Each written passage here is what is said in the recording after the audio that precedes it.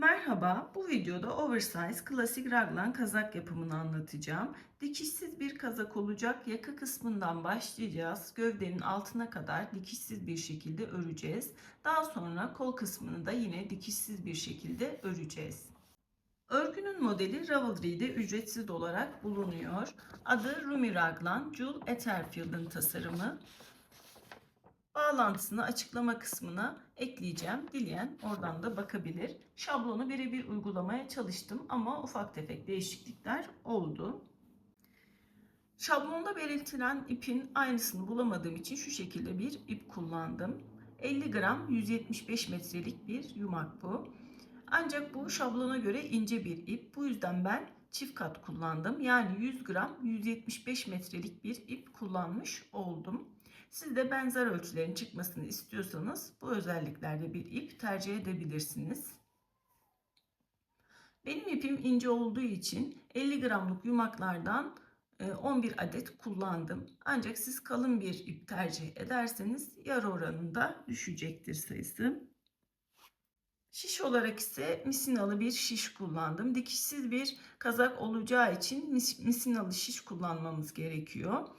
Beden için 6 milim, yaka lastiği için 4,5 milim, kol ve beden lastikleri için ise 5 milimlik şiş kullandım. Beden ölçülerinden bahsedelim. Arka yakadan beden lastiği dahil boyu 59 santim. Koltuk altından beden lastiği dahil boyu 30 santim. İki koltuk altından eni 63 santim. Yakadan kol ucuna kadar 66 santim. Ve koltuk altından kol ucuna kadar da 35 santim oldu. Genel olarak kolay bir model. Adım adım tüm aşamaları anlattım. Umarım kolaylıkla örebilirsiniz. Hazırsanız başlayalım. Yaka kısmından başlayacağız. 4,5 numaralı şişimi aldım. 80 tane ilmek atacağım. Normal bir şekilde ilmek atıyoruz. İpin kısa tarafı burada, uzun tarafı burada. Şu şekilde tutuyorum ve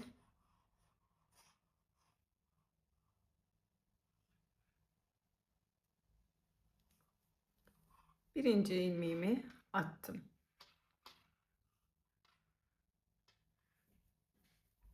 2,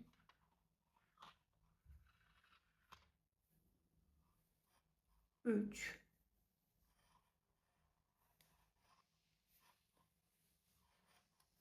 4,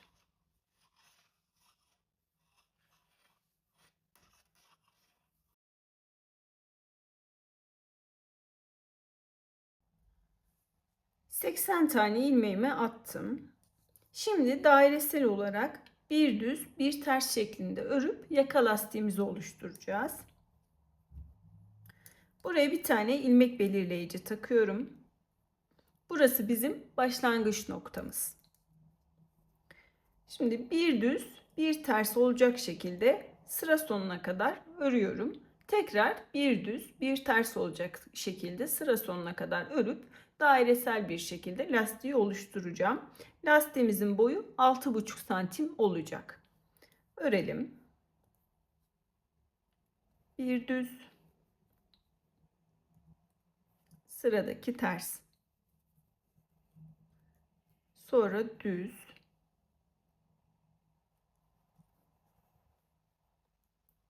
sonraki ters,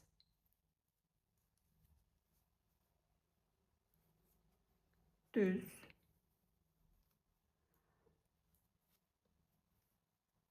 ters,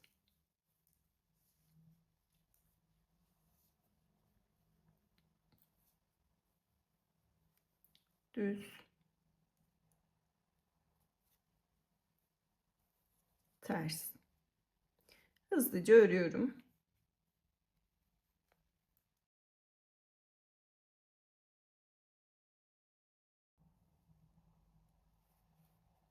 Düz örüyorum. Son ilmeğimi de ters örüyorum. Şuraya çekiştirelim. İlmek belirleyicimi kaydırıyorum ve devam ediyorum. Birinci ilmeğim düz,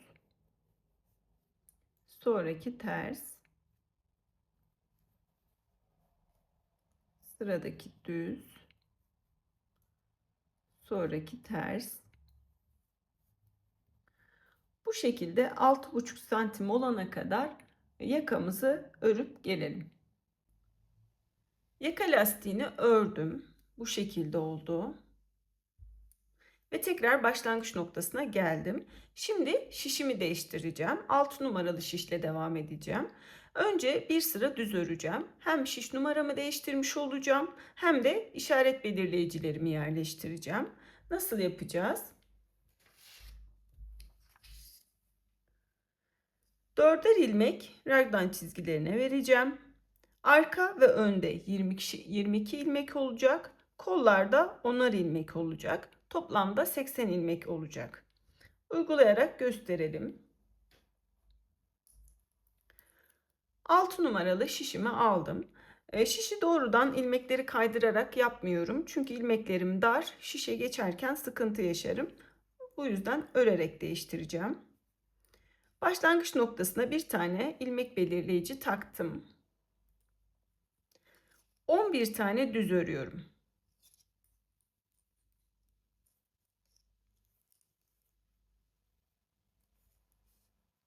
1 2 3 4 5 6 7 8 9 10 11. 11 tane düz ördüm. Buraya bir tane işaretleyici takıyorum. Burası bizim birinci raglan çizgimizin başlangıç noktası. Şimdi 4 tane çizgiyi oluşturacak ilmekleri örüyorum. Düz şekilde.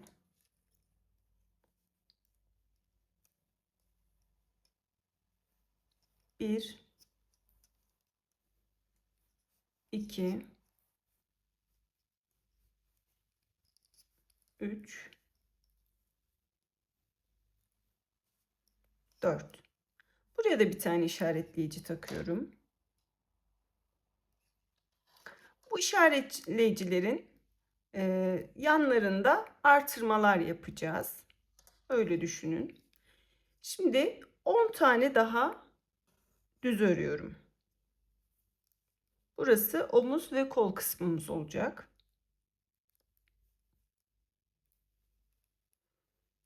1 2 3 4 5 6 7 8 9 10. 10 tane daha düz ördüm. Buraya da bir işaret belirleyici takıyorum. Burası bizim ikinci raglan çizgimizin başlangıcı. Şimdi raglan çizgimizdeki 4 ilmeği örüyoruz. 4 tane düz örüyorum. 1 2 3 4. Tekrar bir ilmek belirleyici takıyorum. Bu iki ilmek belirleyicinin arasındaki çizgiler ikinci raglan çizgimizin ilmekleri. Şimdi ön kısma geldik. 22 tane düz öreceğim. Ama kısa satır işlemi yapacağımız için kısa satırın ilmeklerini de ayıracağım. Biraz sonra daha ayrıntılı anlatacağım. İlmekleri ayıralım. Nasıl yapacağım? 2 tane düz örüyorum. 1 2. Buraya bir tane işaret belirleyici takıyorum. Bunu farklı bir şey takalım. Yine 2 tane örüyorum. 1 2. Buraya da bir tane işaretleyici takıyorum. 2 tane daha örelim. 1, 2. Buraya da bir işaretleyici takıyorum. Şu şekilde oldu. Yani ikişer tane aralıklarla işaret belirleyici taktım. Şimdi buradayız.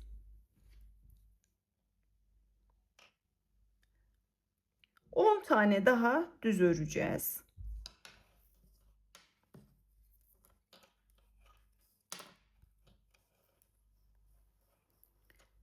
Bir, 2, 3, 4, 5, 6, 7, 8, 9, 10.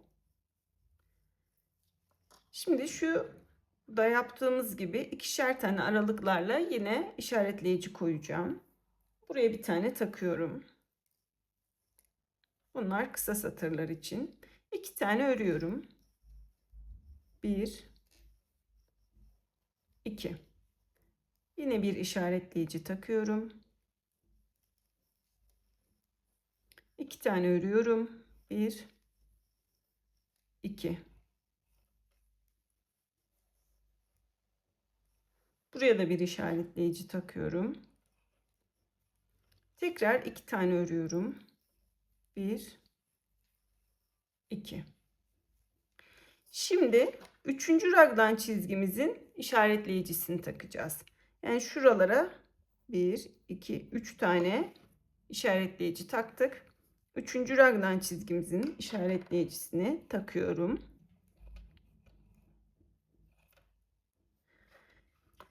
Raglan çizgisindeki 4 ilmeği öreceğim şimdi. 4 tane düz. 1, 2,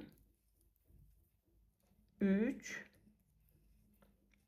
4. Buraya da bir işaretleyici takıyorum. Bu şekilde oldu. Şimdi kol kısmına geçtik. 10 tane kol için ilmek örüyorum.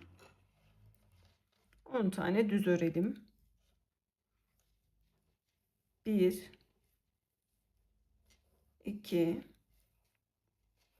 3, 4, 5, 6, 7, 8, 9, 10. Şimdi 4. raglan çizgisine geldik. Buranın işaret belirleyicisini takıyorum.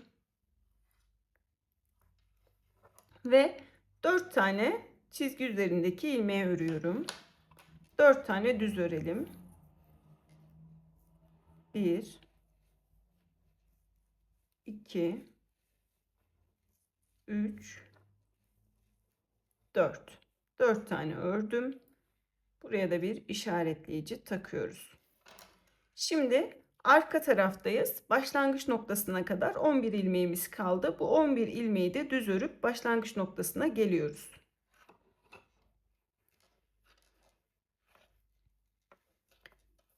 Bir,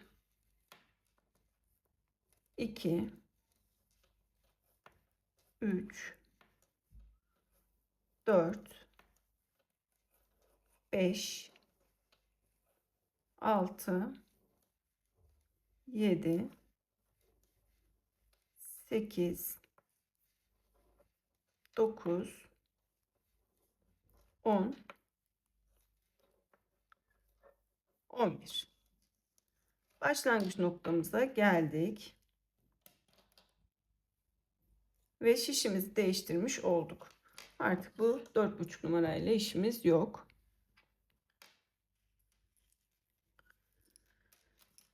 Örgümüz bu şekilde görünüyor. Bakın. Bir de örgünün üzerinde anlatayım. Burası başlangıç noktamız. Burası birinci raglan çizgimiz. Burası kol kısmımız. Mor olan işaretleyicilerin arası ikinci raglan çizgisi. Burası ön kısmımız. Üçüncü raglan çizgisi. Kol kısmımız. Dördüncü raglan çizgisi. Ve tekrar arka taraftayım.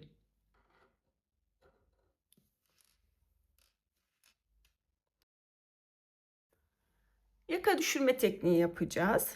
Nedir bu teknik? Eğer bu tekniği uygulamazsak kazağımızın yakası bu şekilde görünür. Ama yaka düşürme yaparsak arka kısım biraz daha yukarı çıkar, ön kısım aşağı iner ve kazağımızın yakası bu şekilde görünür. Bu kullanım kolaylığı sağlaması için yapılan bir teknik. Nasıl yapacağız? Ön kısmında ikişer ilmek arayla işaretleyiciler koymuştuk. Buralardan geri dönüşler yaparak ilerleyeceğiz.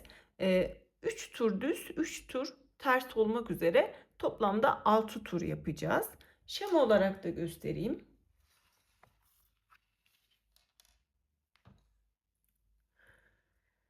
Artık buradan itibaren raglan çizgilerimizde artırmalar yapacağız. Nasıl yapıyoruz? Başlangıç noktasından başlıyoruz. Birinci raglan çizgimize geliyoruz. İşaretleyicilerimizin sağında ve solunda artırmalarımızı yapıyoruz ve ilerliyoruz. İkinci raglan çizgimize geldik. Yine artırma yaptık ve birinci işaretleyiciye kadar yani 2 ilmek daha örüyoruz. Sonra örgümüzü ters çeviriyoruz. Ters örerek, bakın kırmızılar düz, yeşiller ters. Ters örerek başlangıç noktasına geliyoruz. Buradan devam ediyoruz. Ters örerek dördüncü raglan çizgimize geliyoruz. Bu çizginin de yine işaretleyicilerin solunda ve sağında artırmamızı yapıyoruz. Ters örmeye devam ediyoruz. Üçüncü raglan çizgisine geliyoruz. Yine solda ve sağda artırmalarımızı yapıyoruz ve şuradaki işaretleyiciye, birinci işaretleyiciye gelene kadar yani 2 ilmek daha örüyoruz ve buradan geri dönüyoruz. Kırmızıya geldik. Düz örerek ilerliyoruz. Başlangıç noktasına geldik. Başlangıç noktasından yine düz örerek ilerliyoruz. Birinci raglan çizgisinde sağda ve solda artırmamızı yapıyoruz. Tekrar örüyoruz. Raglan çizgisinde sağda ve solda artırmamızı yapıyoruz. Ve ikinci işaretleyiciye geliyoruz. Yani şuraya kadar 4 ilmek daha örüyoruz. Ve buradan geri dönüyoruz. Bakın şu şekilde yeşildeyiz. Buradan ters örerek devam ediyoruz. Başlangıç noktasındayız. Yine ters örmeye devam ediyoruz. Raglan çizgisine geldik. Burada da solda ve sağda artırmamızı yapıyoruz. Ters örmeye devam ediyoruz. Raglan çizgisine geliyoruz. Burada da sağda ve solda artırma yapacağız. Bundan sonra ikinci işaretleyiciye kadar tekrar ters örüyoruz. Yani şuraya kadar. Ve buradan dönüyoruz. Düz örerek tekrar geliyoruz. Aynı işlemleri yaparak üçüncü işaretleyiciye geliyoruz. Buradan ters dönüyoruz. Ters örerek yine aynı işlemleri yaparak geliyoruz ve bu taraftaki son işaretleyiciye kadar örüyoruz. Buradan tekrar dönüp düz bir şekilde başlangıç noktamıza geleceğiz. 6 tur atmış olacağız ve bu 6 turun sonunda örgümüzü artırmaları yaparak ilerletmeye devam edeceğiz. Uygulamada daha net anlaşılacaktır. İsterseniz bu kısmında fotoğrafını, ekran görüntüsünü alabilirsiniz. Başlayalım. Başlangıç noktasına bir tane ilmek belirleyici taktım. Şimdi birinci raglan çizgisinin işaretleyicisine kadar örüyorum. Düz bir şekilde örüyorum. Yani 11 ilmek öreceğim.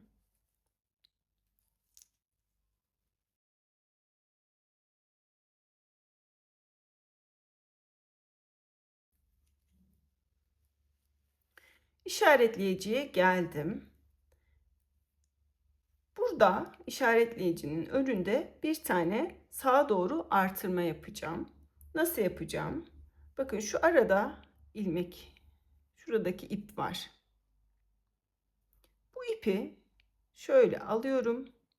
Sol şişime takıyorum. Yönü sağa bakıyor.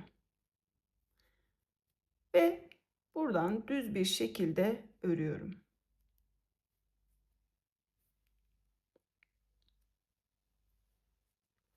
Bir tane artırma yapmış oldum. Bu bizim raglan çizgimizdeki artırma. İşaretleyiciyi kaydırdım.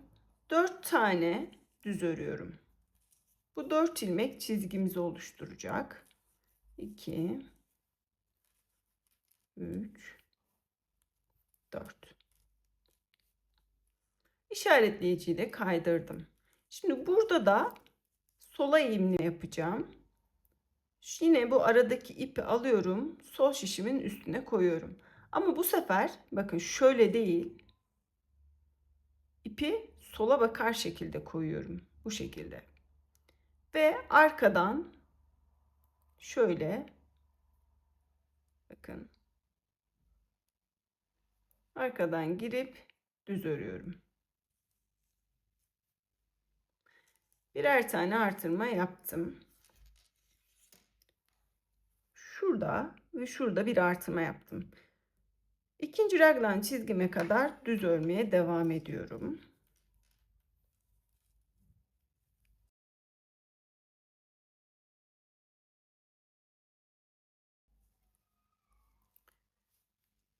İşaretleyiciye geldim. Bu işaretleyiciyi kaydırmadım şu an. Burada sağ eğimli artırma yapacağım yine. Aradaki ipi sol şişimin üstüne bıraktım. Bakın ipin yönü sağa bakıyor. Boşluk sağa bakıyor. Ve düz bir şekilde örüyorum. Böyle girdim. Ördüm. Şimdi işaretleyiciyi kaydırdım. Çizgiyi oluşturacak 4 ilmeği örüyorum. 4'ünü de düz örüyorum.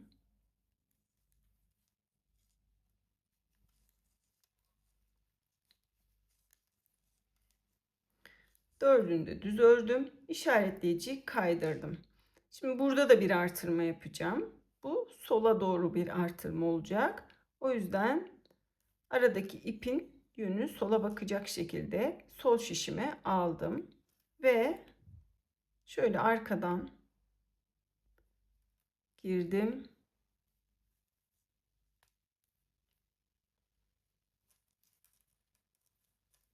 Ve ördüm. Burada da bir artırma yaptım. Bunlar M1R, M1L, M1LP, M1RP diye geçiyor İngilizce'de. Shorts videolarımda bunların yapılışı var. Oradan bakabilirsiniz ayrıca. Şimdi burayı ördüm. 2 tane daha düz örüyorum. 1 2. Birinci işaretleyicim bu. Bunu çıkartıyorum artık ve örgüyü çeviriyorum. Şimdi burada Alman kısa satır tekniğini uygulayacağız. Son ilmeğimi örmeden sağ şişime alıyorum. İpimi şu şekilde şişin üstünden atlatıyorum ve ilmeğimi döndürmüş oluyorum. Bakın burada çift ilmek oluştu. Bu şekilde bunu tutuyorum ve ters örmeye başlıyorum. Dördüncü raglan çizgisine kadar ters öreceğim. İpimi tekrar kendimden tarafa aldım ve ters örmeye başlıyorum.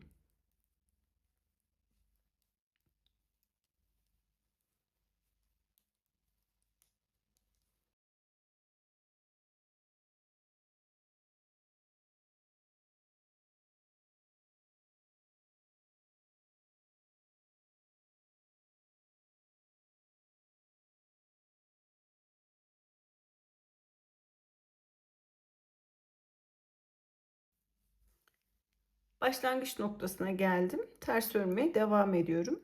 4. raglan çizgisine kadar ters örüyoruz.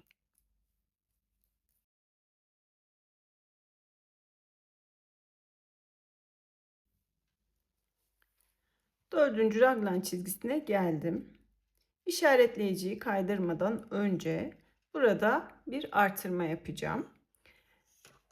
Kazağımızın sağ tarafındaki artırmalarımızı, kısa satır boyunca yalnız bu, sağ tarafındakileri düz yapacağım, düz taraftan, sol tarafındakileri ise ters taraftan yapacağım. Burası ters tarafımız. O yüzden sola doğru ters artırma yapacağım. Nasıl yapıyorum? Yine ortadaki ipi sol şişime takıyorum. Şu şekilde ipin yönü sola bakıyor. Arkadan şu şekilde giriyorum ve bir tane örüyorum. İşaretleyiciyi kaydırdım. 4 ilmeğimi de ters örüyorum. Bu 4. raglan çizgimin ilmekleri.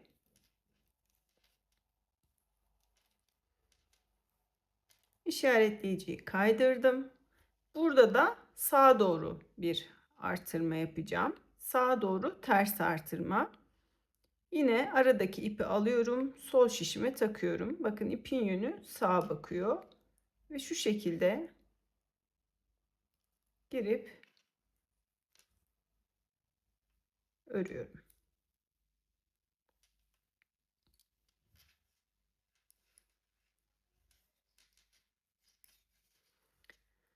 Şimdi tekrar 3. raglan çizgime kadar ters örüyorum.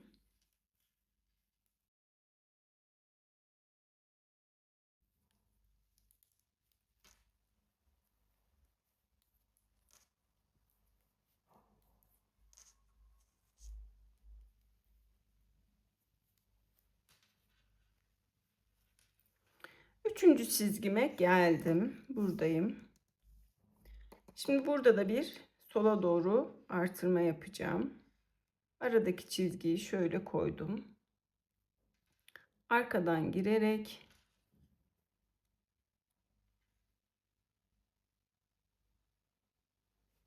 bir tane örüyorum.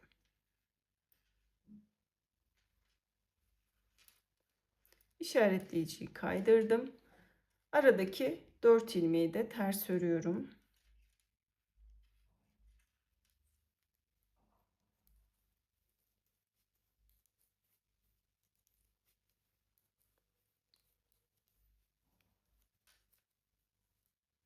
İşaretleyiciyi kaydırdım. Burada bir tane sağa doğru artırma yapıyorum. Yine aradaki bakın şu ipi sol şişime aldım ve bir tane ördüm.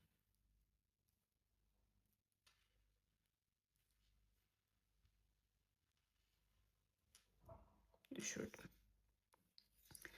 Şimdi buradayım. 2 ilmek daha ters öreceğim ve birinci işaretleyiciye gelip oradan dönüş yapacağım. Bir tane ters ördüm. İkinciyi de ters ördüm. Bu işaretleyiciyi de çıkartıyorum. Örgümü çevirdim. Yine burada bir alman kısa satır yapacağım. İpi kendimden tarafa aldım. İlk ilmeği örmeden sağ şişime aldım ve şöyle çekerek bakın ilmeği döndürdüm. Burası çift görünüyor.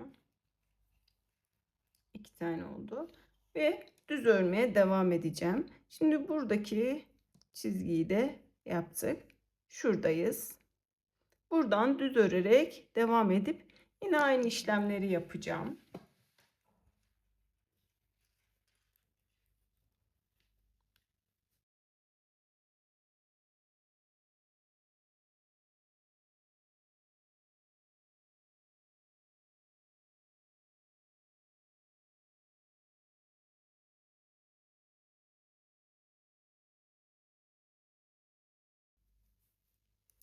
Başlangıç noktama geldim. Devam ediyorum. Buradayım şu an.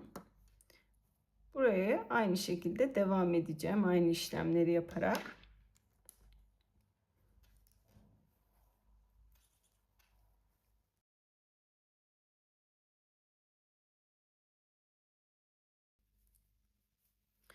Şimdi birinci raglan çizgisindeki işaretleyiciye geldim. Bu işaretleyiciyi kaydırmadan burada bir tane artırma yapacağım. Bakın burada sağa doğru. Yine bu aradaki ipi sol şişin üstüne koyuyorum. Yönü sağa bakıyor ve düz örer gibi şu şekilde girip bir tane sağa artırdım. İşaretleyiciyi kaydırıyorum ve düz örmeye devam ediyorum. 4 ilmeği de düz örüyorum. İkinci işaretleyiciyi de kaydırdım. Burada da sola doğru bir artırma yapacağım. Yine aradaki ipi sol şişe koydum. Yönü sola bakıyor ve şu şekilde arkadan girip ördüm.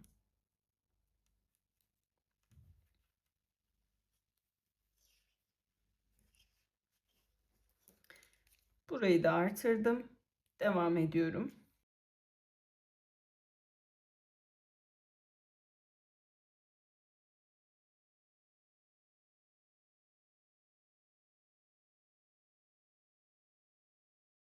Çizgime geldim. İşaretleyiciyi kaydırmadan burada bir sağa doğru artırma yapıyorum. Aradaki ipi aldım. Sol şişime taktım ve örüyorum.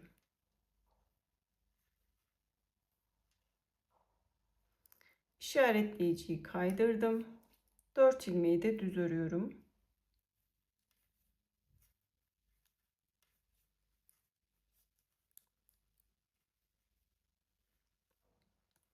İşaretleyiciyi kaydırdım. Burada sola doğru bir artırma yapıyorum. Aradaki ipi sol şişe geçirdim ve şu şekilde arkadan girip bir tane ördüm. Şimdi burayı da yaptım.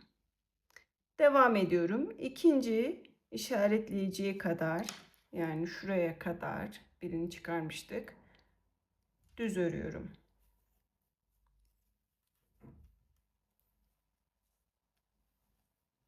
Şimdi 2 tane düz ördüm. Bakın burası ipi çevirip döndürdüğümüz yer, ikili olan yer. Burayı da ikisini birlikte şu şekilde bakın. İkisini birlikte düz örüyorum. Düz ördüm ve şöyle çekiştirdiğimde burası düzelecek. Burada yaptığımız geçiş belli olmasın diye böyle yapıyoruz. Devam ediyorum. 2 tane daha ördüm ve işaretleyiciye geldim. Bu işaretleyiciyi çıkartıyorum. Örgümü çeviriyorum. Yine kısa satır tekniği uygulayacağız. İlk ilmeği örmeden sağ şişimi aldım. İpi şu şekilde gerdirerek arkaya aldım. Burası çift oldu. Şimdi ters örmeye devam edeceğim. İpi tekrar kendimden tarafa aldım ve ters örüyorum. Neredeyim? Şunu da ördük. Buradayım. Yeşildeyim. Ters örerek ilerleyeceğim. Yine aynı işlemleri yapacağım.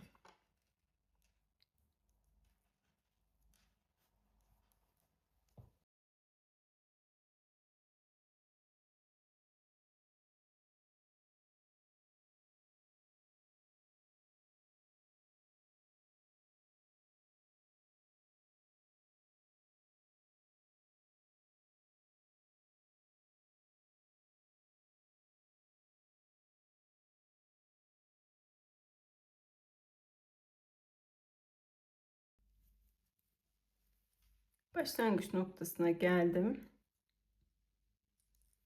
Yine buradan da devam ediyorum. Ters örmeye devam ediyorum.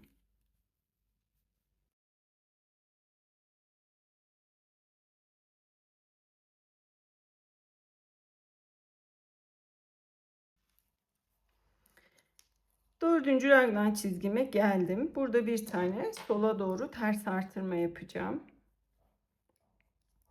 Bakın bu şekilde alıyorum. Aradaki ipi sola bakar şekilde taktım ve şöyle arkadan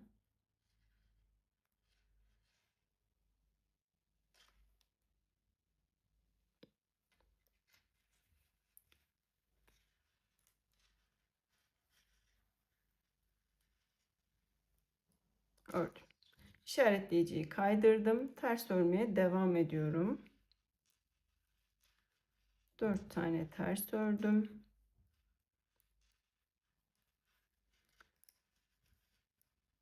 İşaretleyiciyi kaydırdım.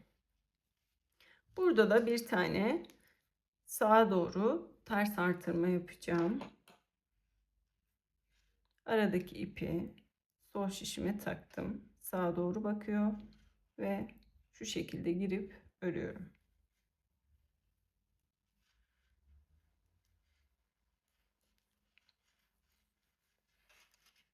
Ters örmeye devam ediyorum.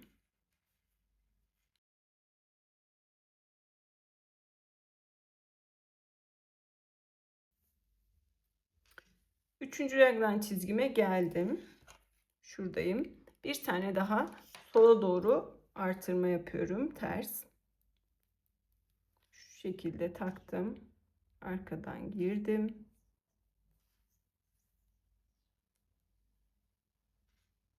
Ördüm. İşaretleyiciyi kaydırıyorum. 4 tane daha ters örüyorum.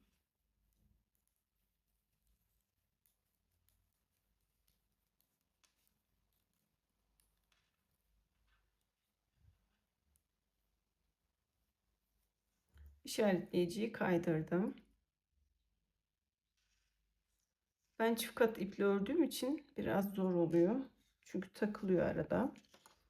Şimdi buradayım. Bir tane daha sağa doğru ters artırma yapıyorum. Şu şekilde aradaki ipi taktım ve ördüm.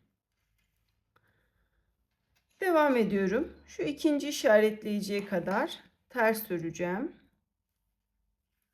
Bir tane ördüm. 2.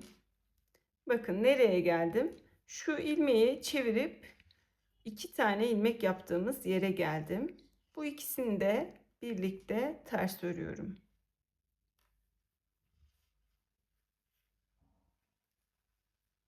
Bu şekilde ikisini birlikte ters ördüm. Devam ediyorum. İşaretleyiciye kadar 2 tane daha var. Ters ördüm ve bu işaretleyiciyi artık çıkartıyorum. Örgümü çevirdim. İpi kendimden tarafa aldım. İlk ilmeği örmeden sağ şişe aldım ve şu şekilde çekerek ipi çevirdim. Burası 2 tane oldu. Şimdi buradayım. Bunu ördüm. Buradan devam ediyorum. Tekrar düz örerek aynı işlemleri yapacağım.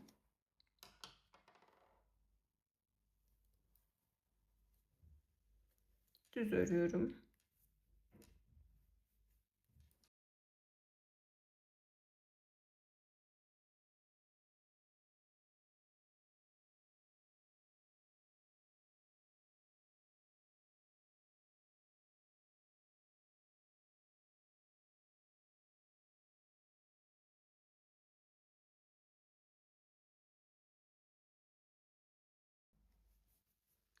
Başlangıç noktadayım. Devam ediyorum. Bakın. Şuradayız.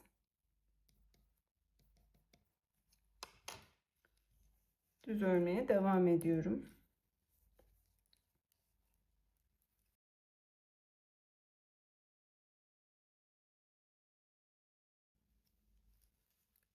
Birinci raglan çizgime geldim. Bu ilmek belirleyiciden önce bir tane sağa doğru artırma yapıyorum. Aradaki çizgi ilmeği aldım. Sol şişe taktım.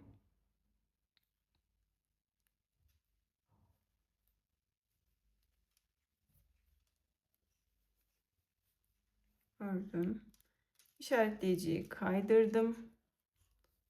4 ilmeği de düz örüyorum.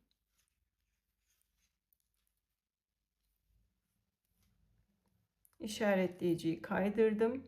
Burada bir sola doğru artırma yapıyorum.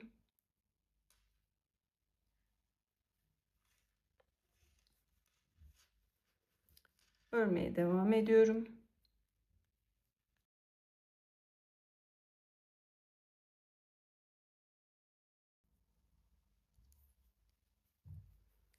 İkinci raglan çizgisindeki işaretleyiciyim. Burada bir tane sağa doğru artırma yapıyorum.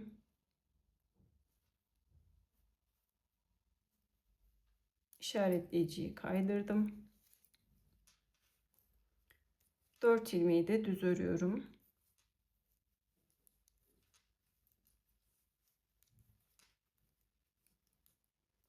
İşaretleyiciyi kaydırdım. Bir tane sola doğru artırma yapıyorum. Şimdi buradayım. Son işaretleyiciye kadar örmeye devam edeceğim. Bakın. Şuraya kadar öreceğim.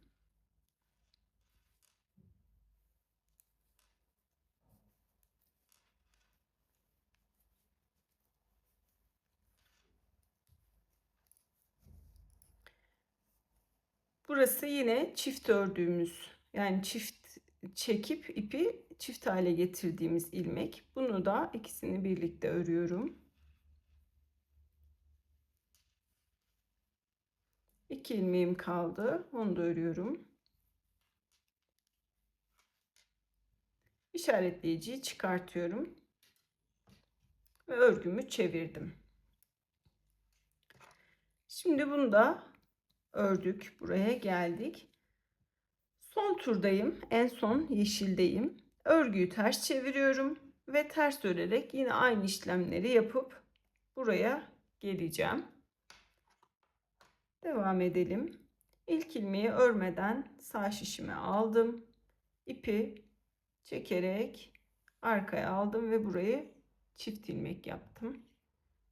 Ters olarak örmeye devam edelim. İpi tekrar kendimden tarafa aldım. Ters örüyorum.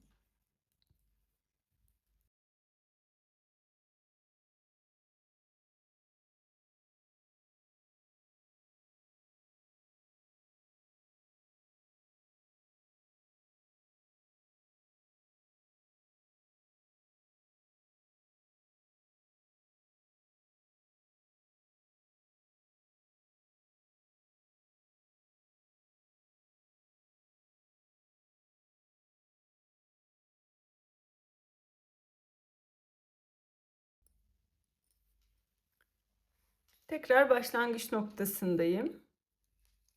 Bakın buradayım. Son ters turumdayım ve devam ediyorum.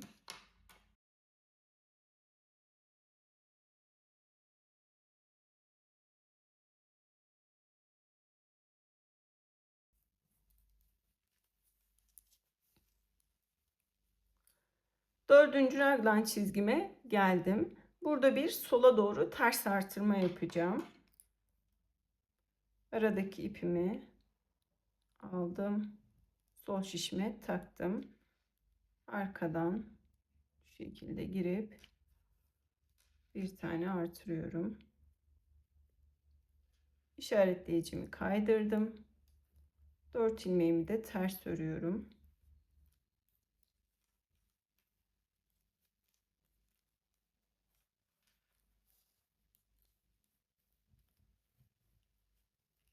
İşaretleyicimi kaydırdım. Şimdi burada sağa doğru bir artırma yapacağım. Sağa doğru ters artırma yapıyorum.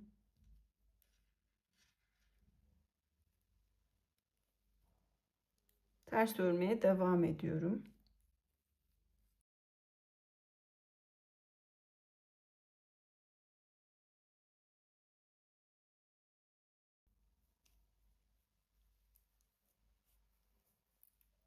Üçüncü raglan çizgisine geldim. Buradayım. Sola doğru ters artırma yapacağım. 4 tane ters örüp sağa doğru ters artırma yapacağım. Şimdi burada sola doğru bir ters artırma yapıyorum.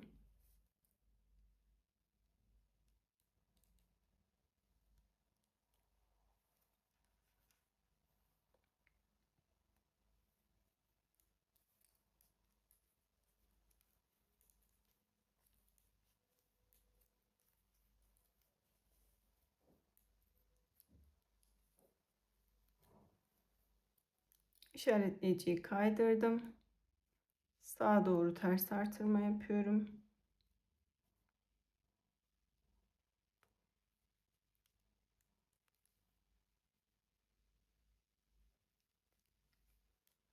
Ters örmeye devam ediyorum.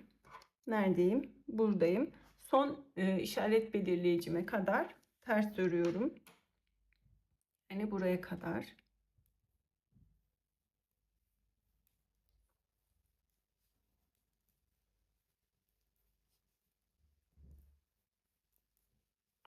Yine döndürüp 2 ilmek haline getirdiğim ilmekteyim. Bunu da ikisini birlikte örüyorum.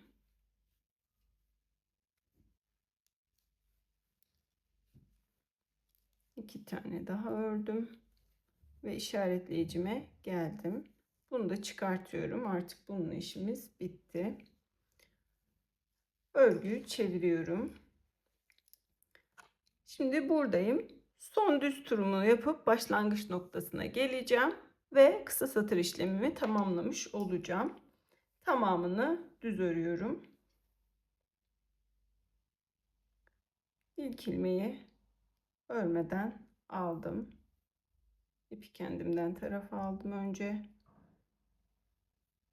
ve çift hale getirdim.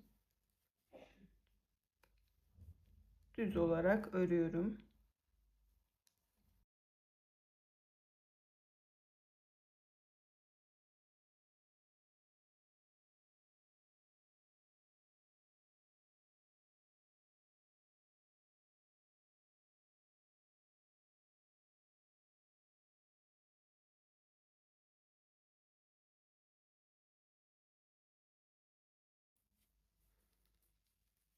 Başlangıç noktama geldim.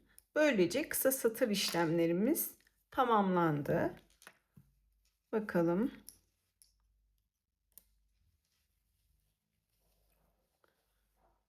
Örgümüz bu şekilde görünüyor.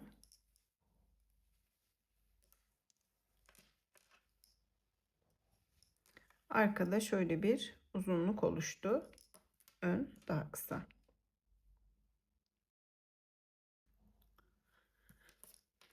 Şimdi hem raglan çizgisini hem de göğüs kısmını öreceğiz. İki turun tekrar şeklinde ilerleyeceğiz. Birinci turda artırma yaparak ilerleyeceğiz. İkinci turda tamamını düz öreceğiz. Tekrar bir tur artırma yapacağız. İkinci turda tamamını düz öreceğiz. Bunun tekrar şeklinde şu raglan çizgilerimiz yakadan başlayıp 30 santim olana dek bu iki turu tekrarlayacağız. İlk sırayı birlikte örelim. Başlangıç noktama bir işaretleyici taktım. Birinci tur artırma yapacağım tur. Buradaki işaretleyicilerime kadar düz örüyorum.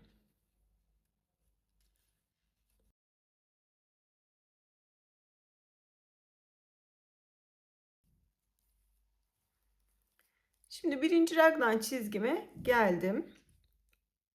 Birinci işaretleyicideyim. Burada bir tane artırma yapacağım. Sağa doğru artırma yapıyorum. Aynı şekilde kısa satırlarda anlattığım şekilde artırma yapacağız. Aradaki ipi şöyle sol şişime taktım. Ve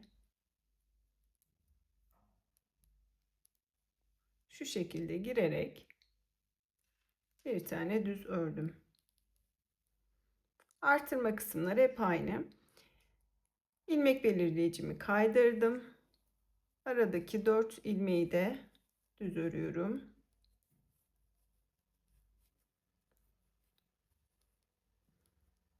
Belirleyiciyi kaydırdım. Şimdi burada da sola eğik artırma yapacağım. Yine aradaki ipi aldım. Sol şişime taktım. Şu şekilde arkadan girerek ördüm. Bu birinci raglan çizgimizdi. Düz örmeye devam ediyorum.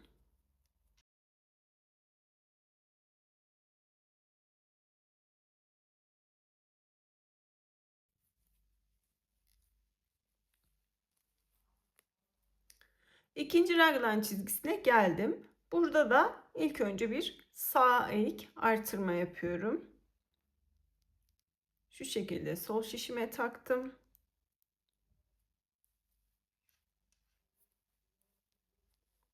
Ve artırdım. İşaretleyiciyi kaydırdım. Çizgimdeki 4 ilmeği de düz örüyorum.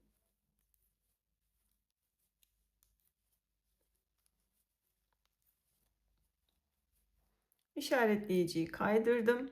Şimdi sola eğik artırma yapacağım. Bu şekilde taktım sol şişime. Arkadan girip örüyorum. İkinci raglan çizgimi de yaptım. Şimdi üçüncü raglan çizgisine kadar yine düz örüyorum.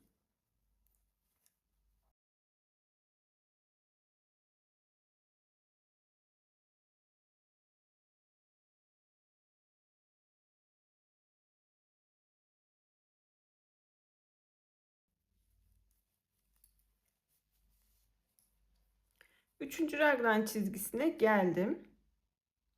Burada da bir tane sağ eğik artırma yapıyorum.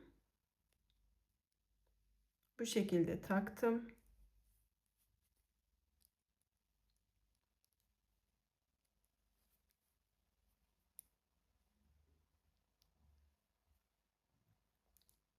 İşaretleyicimi kaydırıyorum. Çizgideki 4 ilmeği de düz örüyorum.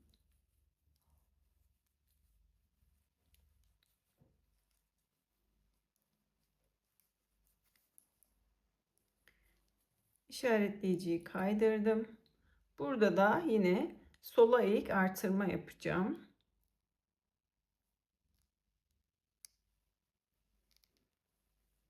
Yaptım. Dördüncü raglan çizgime kadar düz örüyorum.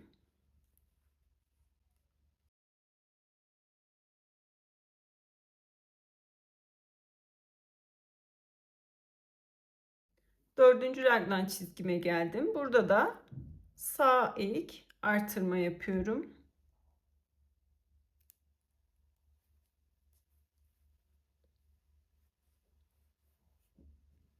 İşaretleyiciyi kaydırıyorum. Çizgideki 4 ilmeği de düz örüyorum.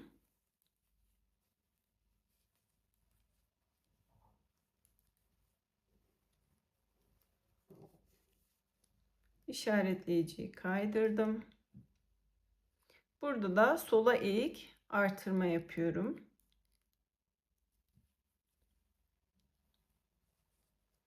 Başlangıç noktama kadar düz örüyorum.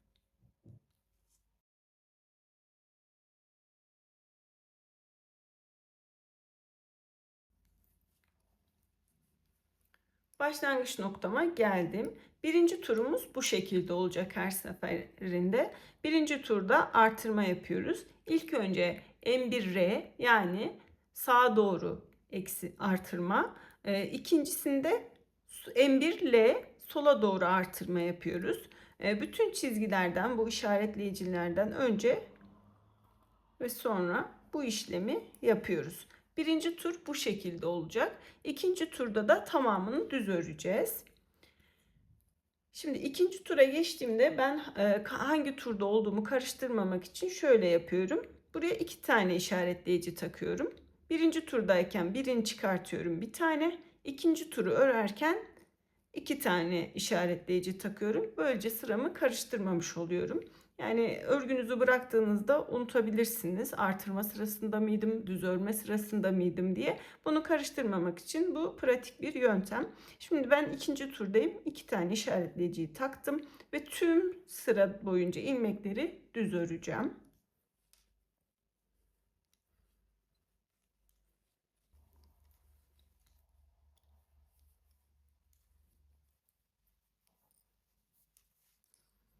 İkinci turda tamamladım. Tamamını düz ördüm. Şimdi tekrar birinci turdayım. Buradaki işaretleyicimin birini çıkarttım. Şimdi yine artırmalarımı yaparak öreceğim. Sonra ikinci tura geçeceğim ve ikinci turda yine tamamını düz öreceğim. Bu şekilde raglan çizgim 30 santim olana kadar öreceğim. Şu lastikten başlayıp 30 santim olana kadar artırmalarımı yaparak ilerleteyim, geleyim. Örgümü ilerlettim. Gördüğünüz üzere muntazam bir şekilde oluştu. Raglan çizgilerimiz dörtlü ilmek şeklinde. Çizgilerin uzunluğu 30 santim oldu. Ölçelim.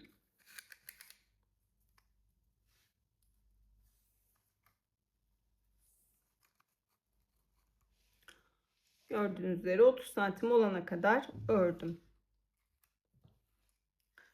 En son sırayı tamamen düz ördüm. Hiçbir şekilde artırma yapmadım ve tekrar arka taraftaki başlangıç noktama geldim. Şimdi burada arkada ekstra bir bolluk istediğimiz için 4 sıra daha düz öreceğiz. Ama bunu sadece arka tarafta yapacağız. Nerede yapacağız? Bakın çizerek de gösterdim.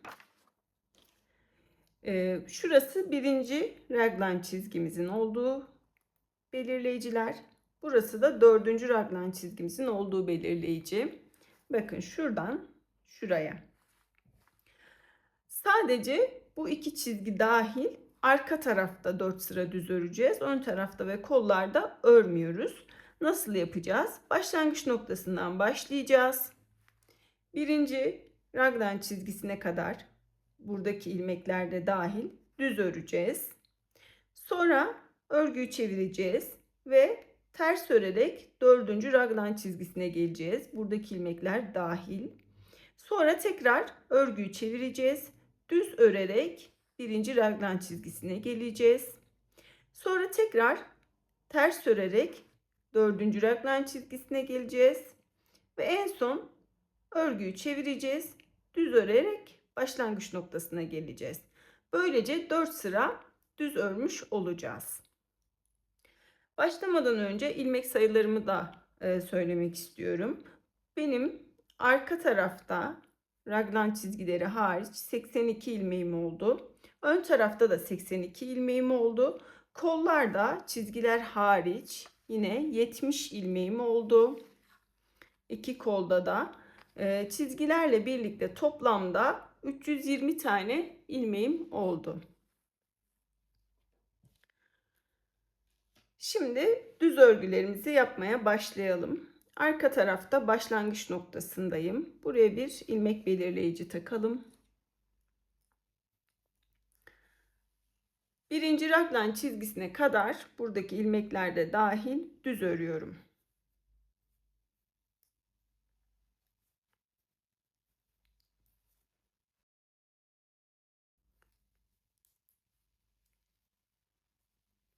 Bakın ilmek belirleyicimi şöyle aldım. Buradaki 4 ilmeği de düz örüyorum.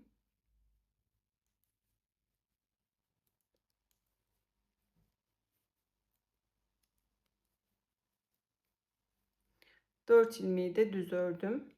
Örgüyü çeviriyorum. Arka taraftayım. Şimdi ters öreceğim.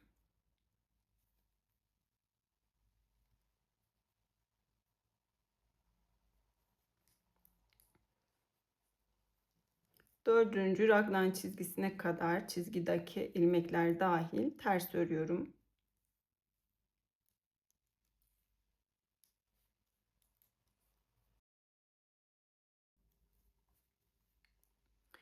dördüncü raglan çizgisine geldim. İlmeğim belirleyicimi kaydırıyorum. Ters örmeye devam ediyorum. Buradaki 4 ilmeği de ters örüyorum.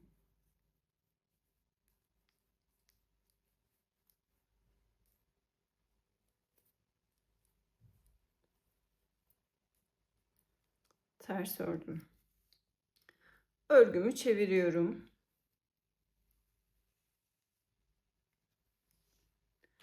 Şimdi ne yapıyoruz? Neredeyiz?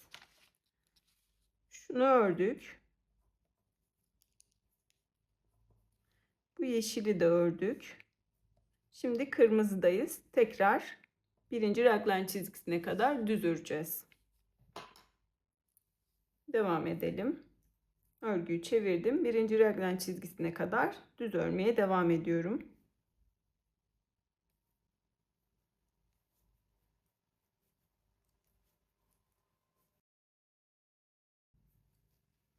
Birinci raglan çizgisine geldim. Buradaki ilmekleri de düz örüyorum.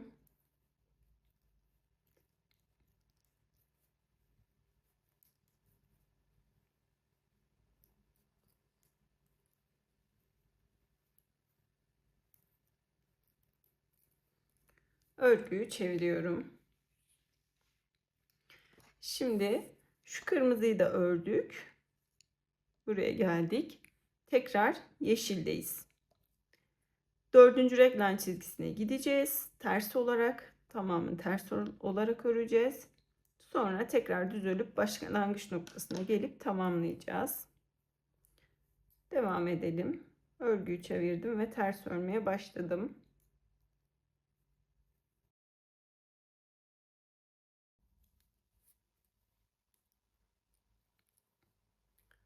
Dördüncü raglan çizgisindeyim. Buradaki ilmekleri de ters örüyorum.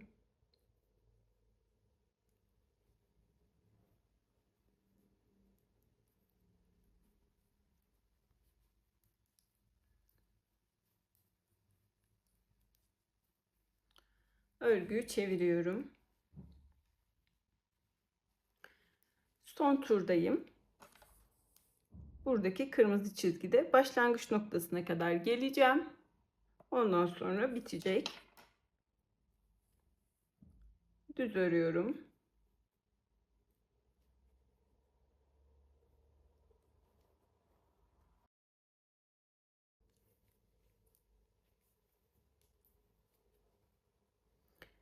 Başlangıç noktasına geldim. 4 tur düz örmüş oldum. Bakın şöyle bir fazlalık oluştu kenarlarda. Aynı şekilde burada da oldu.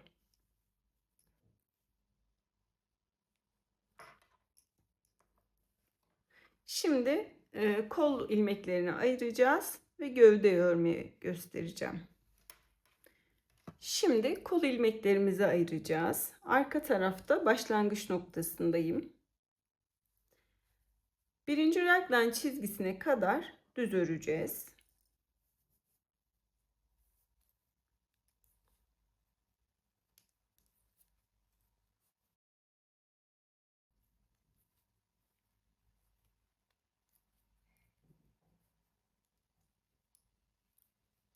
Birinci raglan çizgisine geldim. İlmek belirleyicileri çıkartıyoruz. Artık bunlarla işimiz yok. Buradaki raglan çizgisindeki 4 ilmeği de düz örüyorum.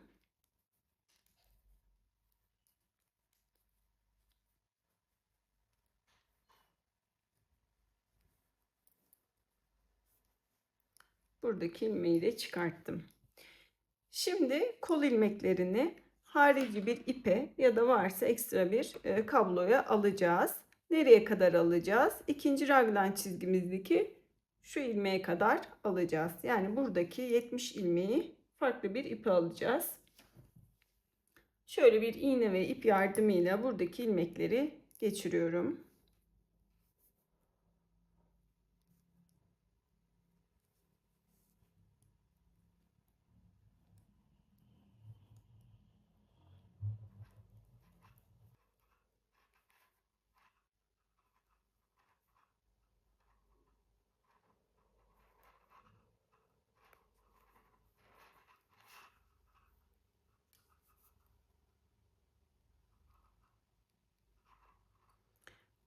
Bakın buradaki ilmek belirleyeceği kadar aldım. Bunu da çıkartıyorum. Artık bununla işim yok.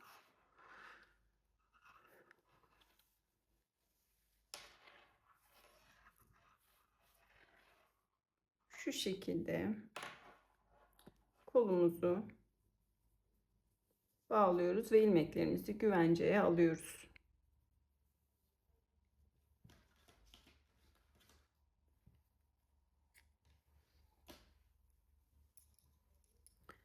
Kol ilmeklerimiz böyle burada duracak. Devam edeceğiz. Şimdi düz örmeye devam edeceğim. Burası ön tarafımız biliyorsunuz. Buraya kadar diğer kol ilmeklerini de alacağım için düz örmeye devam edeceğim.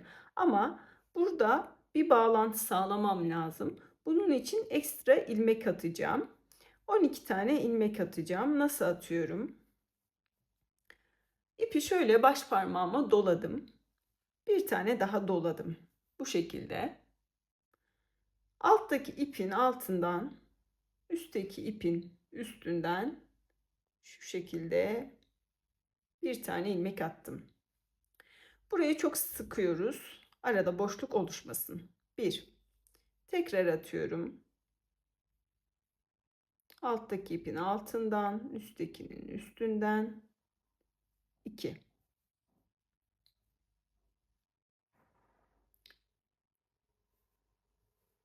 3.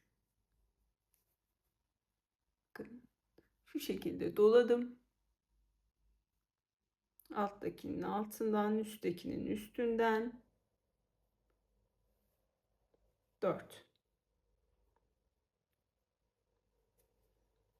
12 tane atıyorum.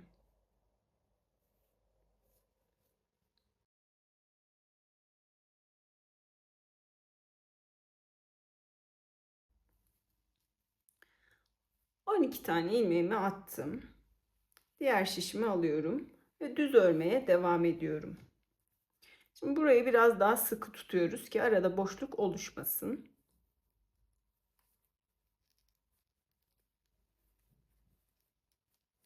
Düz örüyorum.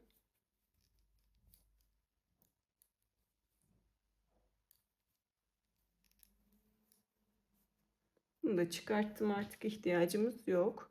Üçüncü reglen çizgisine kadar düz öreceğim.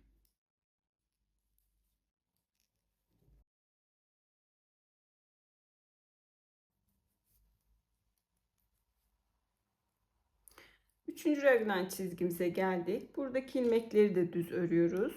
4 ilmeği de düz örüyorum.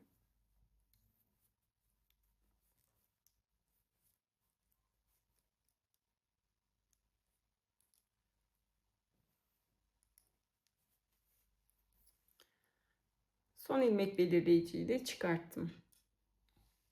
Şimdi buradaki kol ilmeklerimizi de ayrı bir ipe alacağız. Yine bir iğne ve ip yardımıyla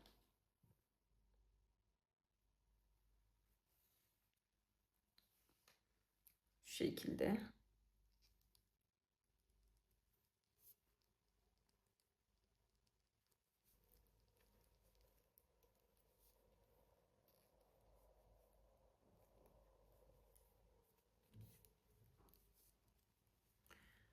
buradaki ilmek belirleyiciyi de çıkartıyorum.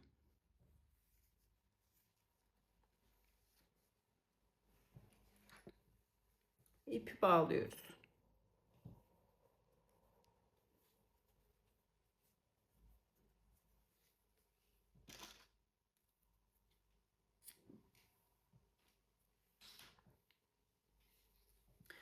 Başlangıç noktasına kadar düz örmeye devam ediyoruz. Ama örmeden önce yine burada da 12 tane ekstra ilmek atacağız. Aynı şekilde atıyoruz. Bu şekilde doladım parmağıma. Alttakinin altından, üsttekinin üstünden bu şekilde bir tane attım. Sıkı tutuyoruz, gevşek olmasın. Tekrar 2. Bakın, bir tane doladım. İkinciyi doladım. Alttakinin altından, üsttekinin üstünden çıktım. 3 oldu. Hızlıca atalım.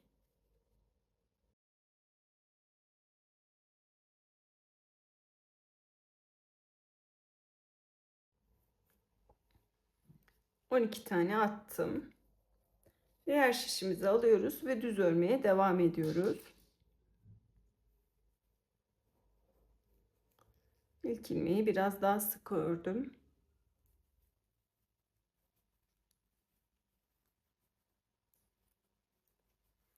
Bunu da çıkartıyorum, artık ihtiyacımız yok.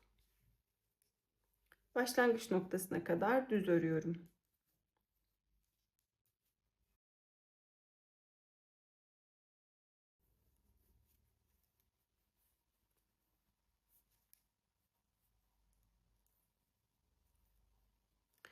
Başlangıç noktasına geldim.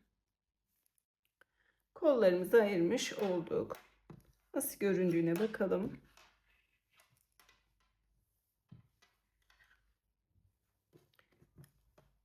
Bakın bu şekilde gövde ile kolları ayırdık. Örgü üzerinizde prova edebilirsiniz.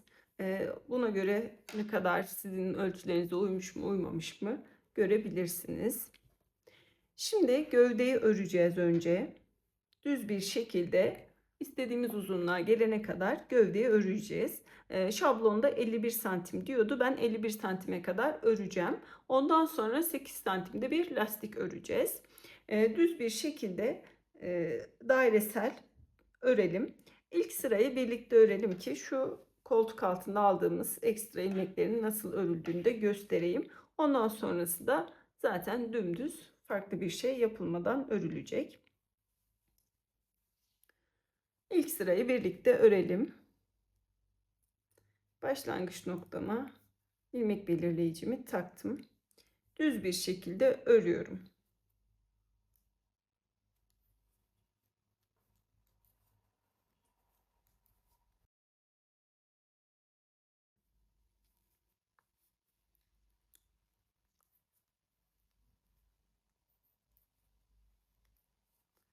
Bakın.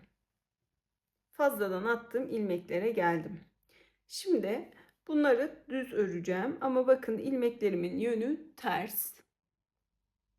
O yüzden arkadan giriyorum. İlk sırada bu şekilde, sonraki sıralarda normal düz örmeye devam ediyoruz.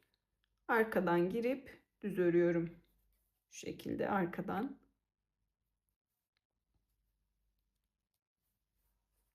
Benim ilmeğimin yönü bunu gerektirdiği için yapıyorum. İlmeğinizin yönüne bakarak ona göre örüşünüzü kontrol edin.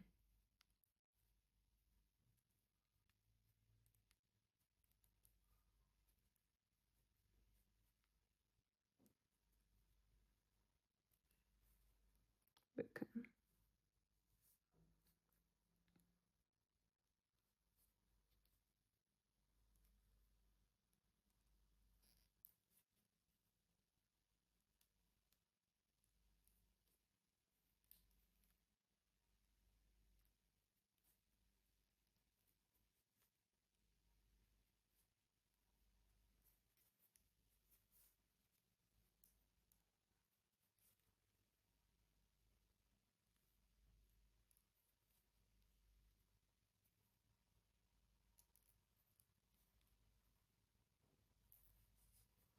Son ilmeği de ördüm.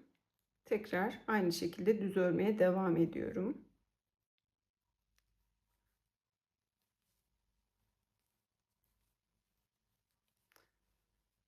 Bakalım. Gördüğünüz üzere bu şekilde almış olduk. Burada dikkat etmeniz gereken şey ilmek yönü. Tekrar düz örmeye devam ediyoruz.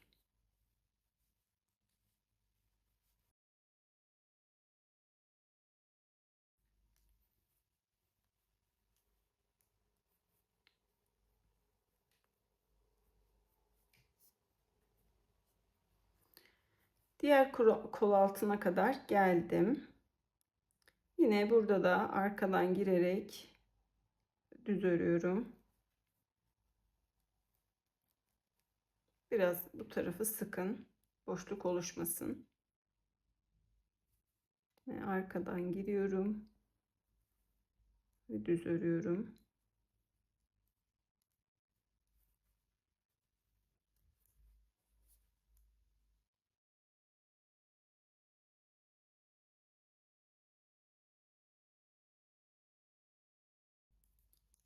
Tekrar örgümdeki ilmeklere geldim. Normal bir şekilde düz örüyorum bunu da.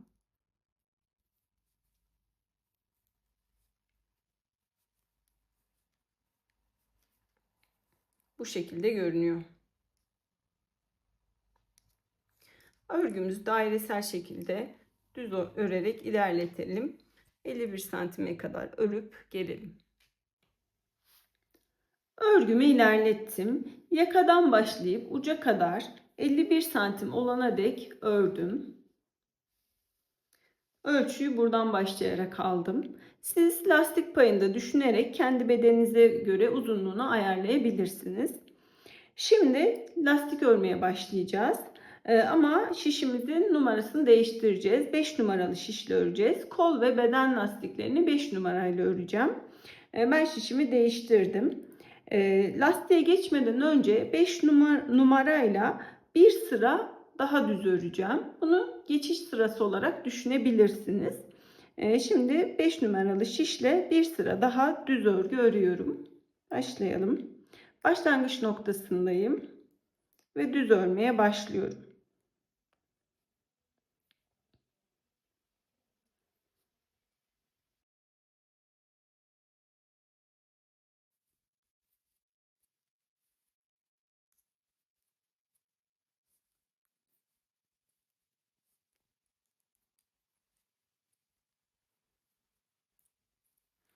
Başlangıç noktama geldim. Şimdi lastiği örmeye başlayacağım. Lastiği bir düz, bir ters, bir düz, bir ters şeklinde öreceğim. Bu şekilde dairesel olarak 8 santim olana dek öreceğim. Birinciyi düz örüyorum. İkinciyi ters örüyorum. Sonra tekrar düz örüyorum.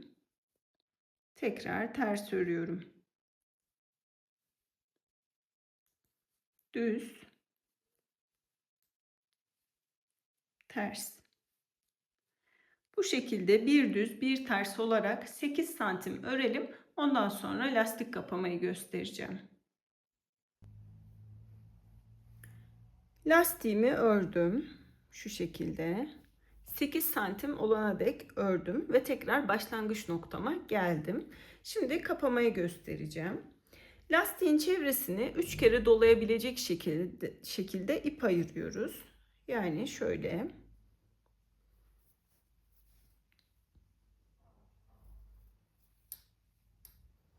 Hatta bundan biraz fazla ayırmanızı da tavsiye ederim. Çünkü kapamanın ortasında ipimizin bitmesini istemeyiz. İğnemizi geçirdik.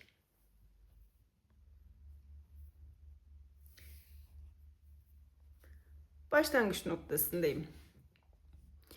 Şimdi ilmeklerimiz bir düz bir ters şeklinde gidiyor. Bakın burası düz, sonraki ters, sonraki düz, sonraki ters, bu şekilde ilerliyor. Düz olanlara birlikte işlem yapacağız. Ters olanları birlikte işlem yapacağız. Buna dikkat ediyoruz. O yüzden bir işlem yapıp geriye gideceğiz. Birazdan göreceğiz. İlk ilmeğim düz. Düz ilmeğimin birincisine bu şekilde giriyorum. Sanki düz örecekmiş gibi. Ve ipimi çekiyorum.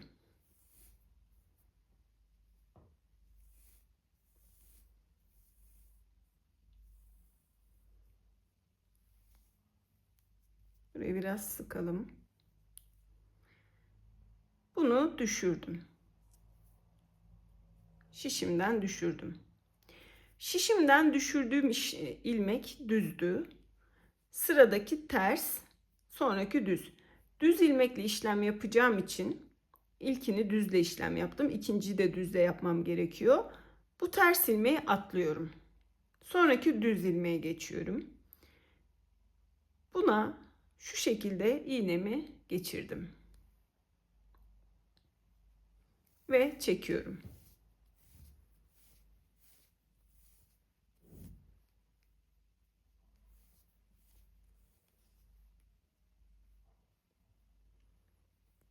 Şöyle sıkalım. Gevşeklik olmasın. Sonra bir adım geri gideceğim. Çünkü buradaki ters ilmeğim kaldı. Bununla işlem yapmam lazım. Bu ters ilmeği şu şekilde ters örer gibi girdiriyorum ve çekiyorum.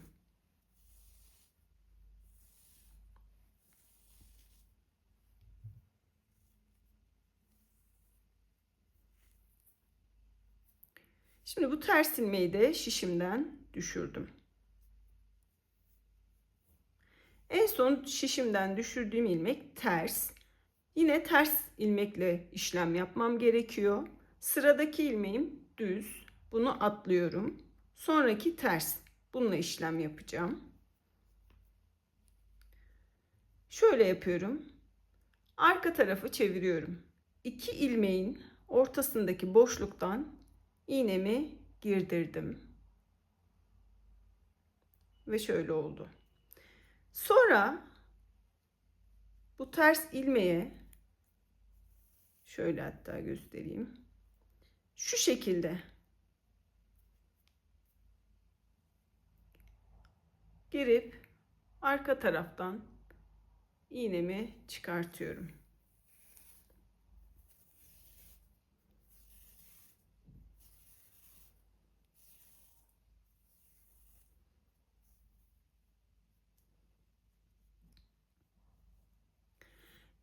Bir adım geri gideceğim tekrar.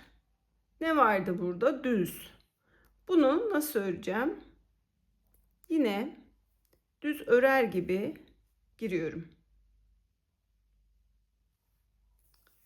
Ve ipimi çekiyorum.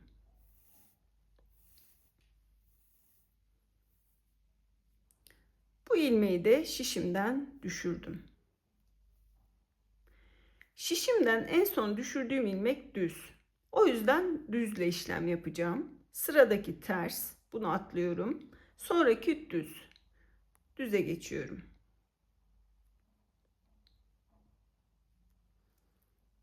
Bu şekilde iğnemi taktım.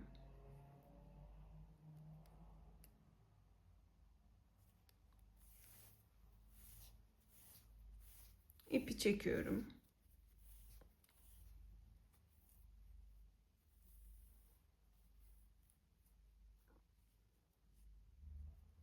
Şimdi yine bir adım geri gidiyorum. Burada ne kaldı? Terste. Buna ters örer gibi giriyorum ve ipi çekiyorum.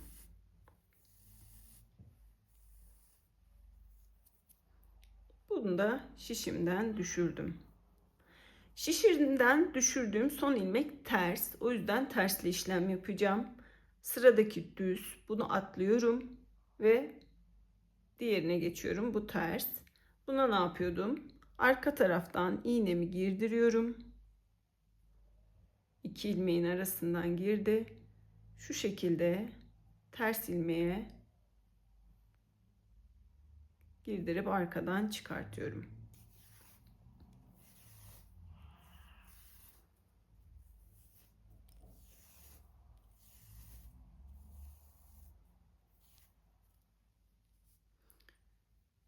Şimdi yine bir adım geri gidiyoruz. Düz ilmek var. Bunu düşüreceğim zaten. Düşüreceğim için ilk düz ilmeğimi bu şekilde örüyorum. Düz örer gibi girip çıkartıyorum. Aslında hep aynı aşamaları izliyoruz. Bunu düşürdüm. Düz ilmeğim düştü. Düşen ilmek düz ilmek olduğu için düzle işlem yapmam lazım. Sıradaki ters, bunu atlıyorum ve diğerine geliyorum, düz. Bu şekilde giriyorum. ipimi çekiyorum.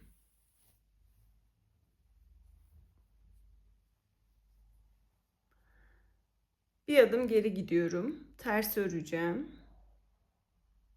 Bu ilmeği düşüreceğim. Ters örer gibi giriyorum. İpi çekiyorum. Ve bu ilmeği şişten düşürdüm. Düşen ilmek ters ilmek. Tersle işlem yapmam lazım. Sıradaki düz. Bunu atlıyorum. Sonraki ters. Şu şekilde arkadan giriyorum. Ve ilmeğe şöyle geçiriyorum.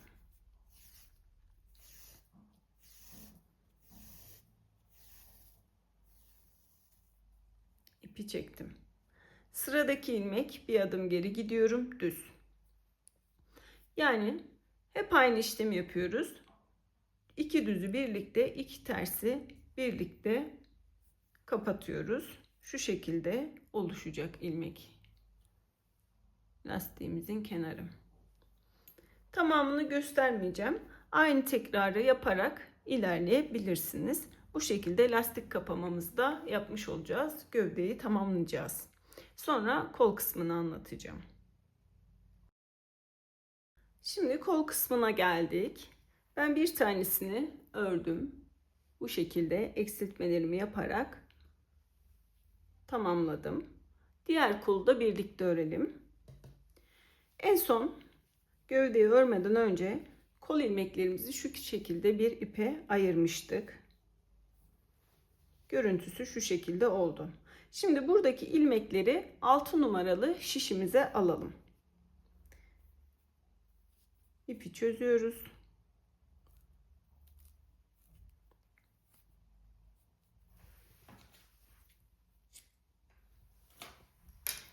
Ve ilmekleri tek tek 6 numaralı şişe alıyoruz.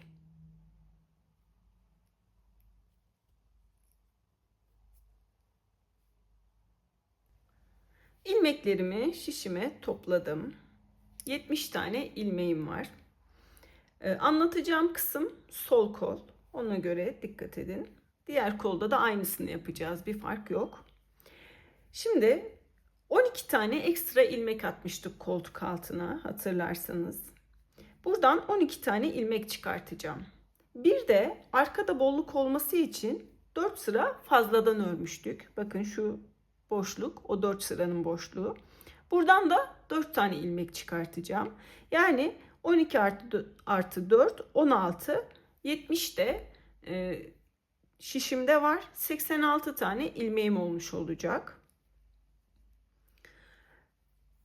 Orta noktasını belirliyoruz. Burası çift sayı olduğu için 4 buradan, 12 buradan, 16, 8 orta noktamız olacak. Şimdi buradan 4 tane çıkartacağım. O yüzden 4 tane alttan sayıyorum. 1, 2, 3, 4. Yani benim orta noktam şurası. Buradan başlayacağım ilmekleri çıkarmaya. İlmek çıkartırken şuna dikkat edin. Bakın.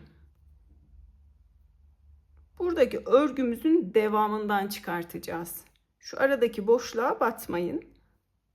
Buradaki çizginin devamından hemen ucundan batıp çıkartacağız. İpimizi alıyoruz.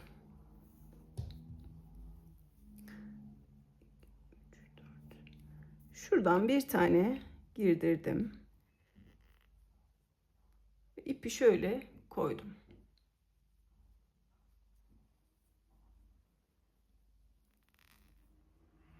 Bir tane çıkardım. Bir. Şimdi buradan 8 tane çıkartacağım. Diğer taraftan da 8 tane. İkinciyi çıkartıyorum. Bakın çizginin devamından battım en ucuna. 2. Tekrar çizginin devamından 3. Tekrar çizginin devamından 4.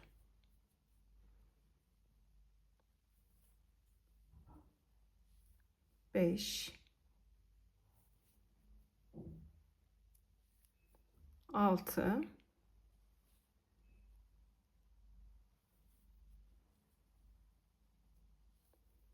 7,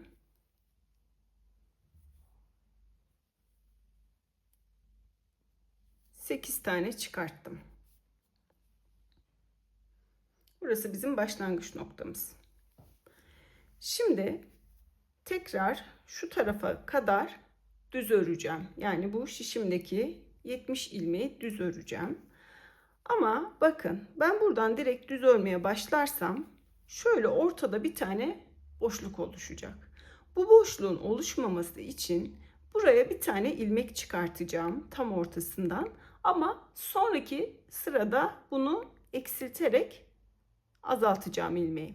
Yani bu bizim eksilteceğimiz ilmek olacak. Ama sırf boşluk oluşmasın diye bakın şöyle ortadan, hatta bu raglan çizgisine denk geldi galiba. Ortadan bir tane daha ilmek çıkarttım. İsterseniz karıştırmamanız için bu ilmeği iki belirleyicinin arasında işaretleyeyim. Bu bizim eksilteceğimiz ilmek. Şimdi düz örmeye başlıyorum. 70 ilmeği düz örüyorum.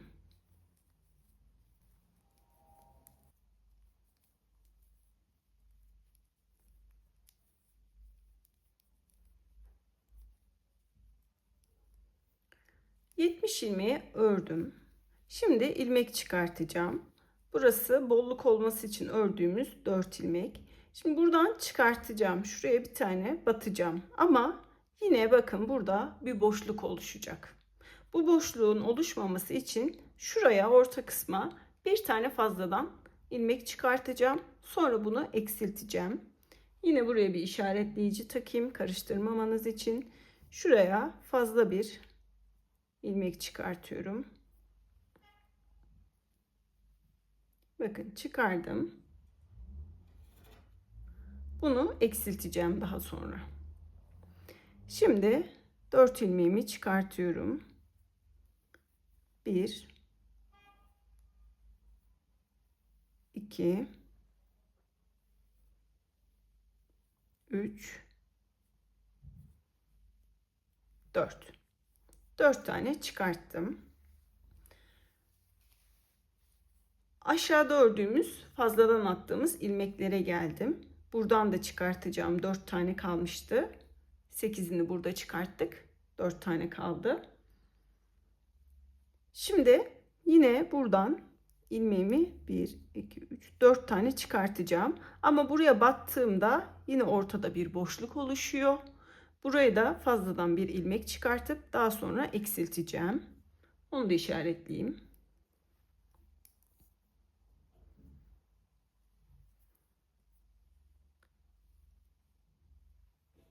Bu eksilteceğim ilmek.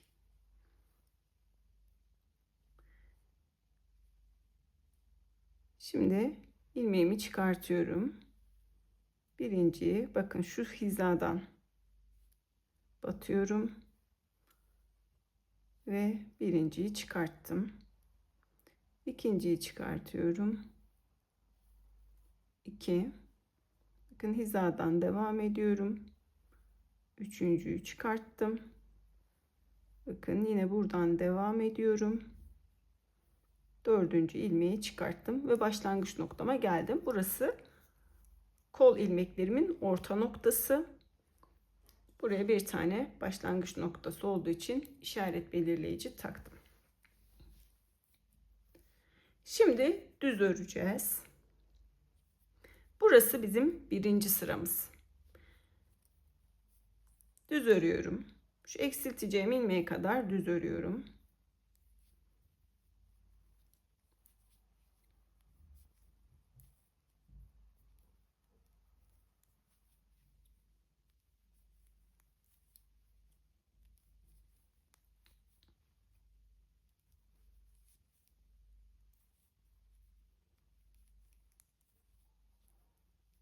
Ördüm. Eksilteceğim ilmeğe geldim. Şunu çıkartıyorum.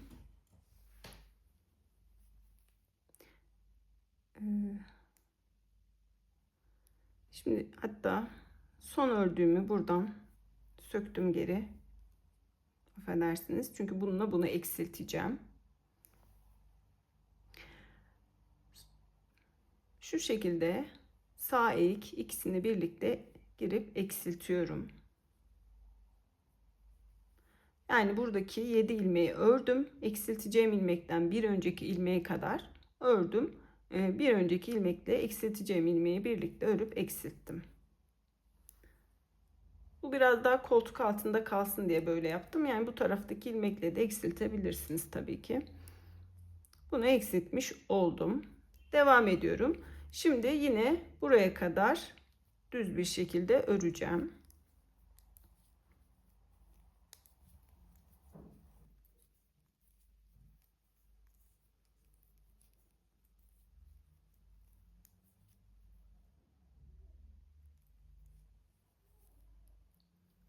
Şimdi eksilteceğim ilmeğe geldim. Bu ilmek belirleyiciyi çıkarttım. Bu benim eksilteceğim ilmek. Bunu alttakiyle eksilteceğim için şuradaki işaretleyiciyi de çıkartıyorum. Şimdi sola ilk eksiltme yapacağım. O yüzden şöyle düz örer gibi örüp kaydırıp ilmeklerin yönünü değiştirdim ve tekrar taktım.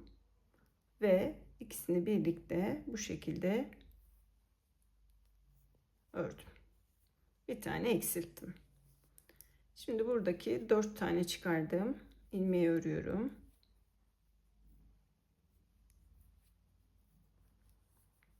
Şimdi bu da benim eksilteceğim ilmek. Bunu da çıkartıyorum. Bunu da alttakiyle eksilteceğim için şöyle çıkarttım. Bunu sağa doğru eksilteceğim. Şöyle ikisini birlikte düz olarak örüyorum. Bunu da eksilttim. Kalan ilmeklerimi de örüyorum ve başlangıç noktama geliyorum. Şimdi başlangıç noktamdayım. Bakın hiç boşluk oluşmadı. Düzgünce. Eğer o fazladan ilmekleri atmasaydık burada delikler olacaktı.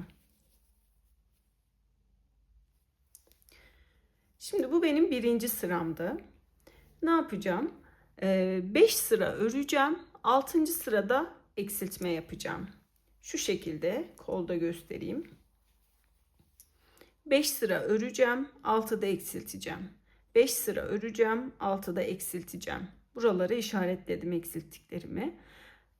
5 sıra örelim. Daha sonra eksiltme kısmını göstereyim. Sırayı kaybetmemek için şöyle bir sayaç kullanıyorum. Birinci sıramı ördüm. Buradan her sırayı ördüğümde artırıyorum. 5 sıra öreceğim. 6. sıraya gelince devam edelim.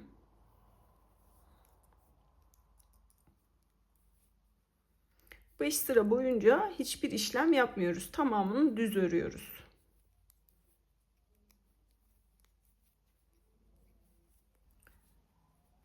Beş sıra ördüm. Şimdi 6. sıramdayım. Başlangıç noktama geldim. 6. sırada 2 tane eksiltme yapacağım. Eksiltmenin bir tanesini bu tarafta, bir tanesini bu tarafta yapacağım. Başlangıç noktasına göre.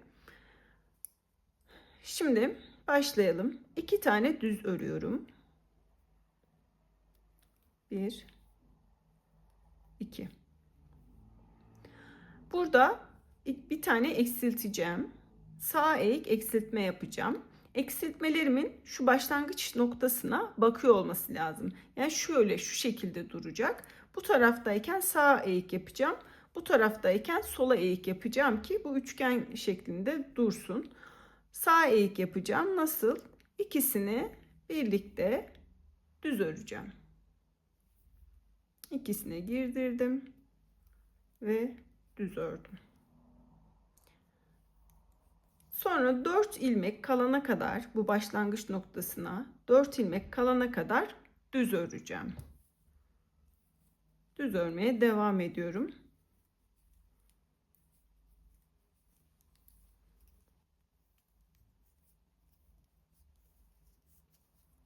Başlangıç noktasına 4 ilmek kaldı. Şimdi burada bir sola eğik eksiltme yapacağım. Nasıl yapıyorum? Düz örer gibi girip kaydırıyorum. 2 ilmeğimi bu şekilde kaydırdım. Tekrar sol şişime şöyle taktım ve bu şekilde ördüm. Buraya bir tane ilmek belirleyici takıyorum. Unutmayayım diye. 2 ilmeğim kaldı. Bu 2 ilmeği de düz örüyorum. Eksiltmelerimi başlangıç noktasından 2 ilmek ayırarak yapıyorum. Bakın. Buradaki 2 ilmekten sonra bir de buraya gelmeden 2 ilmekten önce. Şimdi tekrar birinci sıradayım. Ne yapacağım? 5 sıra düz öreceğim. 6. sırada yine bu işlemi yapacağım. Sonra tekrar birinci sıraya geçmiş olacağım. 5 sıra yine düz öreceğim. 6. sırada bu şekilde eksiltme işlemimi yapacağım. Şu şekilde de işaretlediğimizde görülecek. Şimdi şablonda bunu 7 defa yapmamızı söylüyordu. Ama yani şuraya kadar yapıp sonra lastiğe geçiyordu. Ama bu bana biraz kısa geldi koluma. O yüzden ben 10 tane eksiltme yaptım. Yani 5 sıra örüp 6. da eksiltme işlemini 10 kere yaptım. 10.'yu eksilttim. Sonra 3 sıra daha düz ördüm. Öyle lastiğe geçtim. Bu benim kol boyum için ideal oldu. Tabi siz de muhakkak kolunu deneyin. Üzerinize giyin. Kol boyunuzu buna göre ayarlayın. Lastiği de 8 santim öreceğiz. Tabii ki bunu da hesaba katarak buradaki eksiltme sıranızı ayarlayın. Bu kısmı örelim. Lastiğe kadar gelelim. Lastiği de kısaca anlatacağım. Aslında lastik gövdeyle aynı ama yine de karıştırmamak için kısa bir anlatım yapacağım. Hızlıca örelim. Kolumu ilerlettim. Bu şekilde oldu. 10 defa yaptım. Bu benim kol boyuma göre. Siz kendi kol boyunuza göre ayarlayın. Eksiltmeleriniz bittiğinde lastik kısmına geçmeden önce şişinizi 5 numarayla değiştirin. Ben değiştirdim. 5 numaralı şişlerimi taktım. Bir sıra 5 numarayla düz örüyorum. Ondan sonra lastiği örmeye başlayacağım. Bu geçiş sırası olarak düşünebilirsiniz. Şimdi bir sıra düz örelim 5 numaralı şişimizle.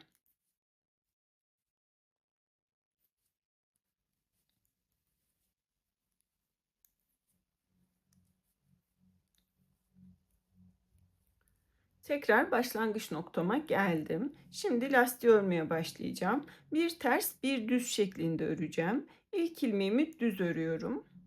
Bir tane düz, bir tane ters, bir tane düz, bir tane ters, bir tane düz, bir tane ters. Bu şekilde dairesel olarak 8 santim olana dek öreceğim. Şu şekilde 8 santim olacak. Ondan sonra lastiğimizi kapatacağız. Kapama kısmını gövdede yaptığım şekilde yapacağız. Aynısı, hiçbir değişiklik yok. O yüzden tekrar göstermeyeceğim. Bu şekilde kazağımız tamamlanmış olacak. Umarım faydalı olmuştur. Videomu beğenmeyi ve kanalıma abone olmayı unutmayın.